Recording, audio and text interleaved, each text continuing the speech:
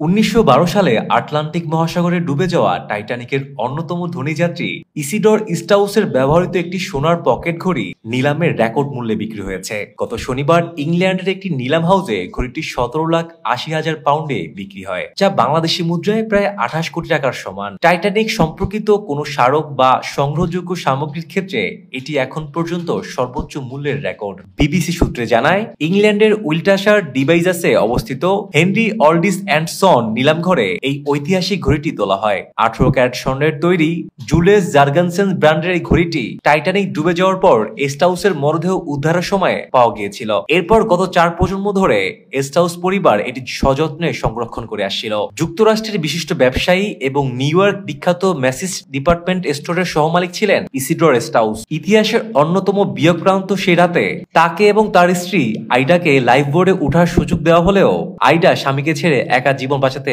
অস্বীকৃতি জানান। মৃত্যুর আগ পর্যন্ত তারা একে অপরের হাত ধরেছিলেন এবং শেষমেশ আটলান্টিকই শালীর সমাধি ঘটে এই দম্পতির। নিলামে ঘড়িটি ছাড়াও টাইটানিক সম্পর্কিত আরো কিছু দুষ্প্রাপ্য সামগ্রী বিক্রি হয়। এর মধ্যে টাইটানিকের লেটার হেডে লেখা আইডার একটি চিঠি ১,০০,০০০ পাউন্ড, যাত্রীদের তালিকা ১,০৪,০০০ পাউন্ড এবং উদ্ধারকারী জাহাজ RSMM কার্পাথিয়ার নাবিকদের দেওয়া স্বর্ণপদক ৮৬,০০০ পাউন্ডে বিক্রি হয়েছে। সব মিলিয়ে এই নিলাম থেকে প্রায় ৩০ লাখ পাউন্ড সংগ্রহিত হয়। নিলামকারী অ্যান্ড্রু অলডিস এই বিষয় বলেন, এই ঘড়িটির আকাশচুম্বী মূল্য প্রমাণ করে যে ১ শতাব্দী পেরিয়ে গেল টাইটানিক এবং এর যাত্রীদের ঘিরে মানুষের আগ্রহ ও আবেগ আজও অমলিন।